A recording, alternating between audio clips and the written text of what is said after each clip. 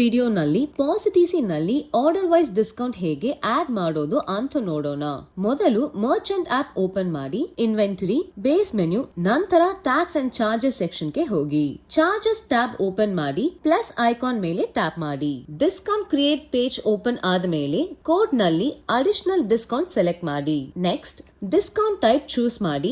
Percentage ಅಥವಾ fixed amount ಎರಡು options ಇರುತ್ತೆ. ಈ ಟ್ಯುಟೋರಿಯಲ್ ನಲ್ಲಿ ನಾವು ಪರ್ಸೆಂಟೇಜ್ ಡಿಸ್ಕೌಂಟ್ ಯೂಸ್ ಮಾಡಿತೀವಿ. ಡಿಸ್ಕೌಂಟ್ ವ್ಯಾಲ್ಯೂ ನಲ್ಲಿ 10% ಎಂಟರ್ ಮಾಡಿ. ಈಗ ಈ ಡಿಸ್ಕೌಂಟ್ ಯಾವ ಟರ್ಮಿನಲ್ ಗೆ ಅಪ್ಲೈ ಆಗಬೇಕು ಅಂತ ಸೆಲೆಕ್ಟ್ ಮಾಡಿ.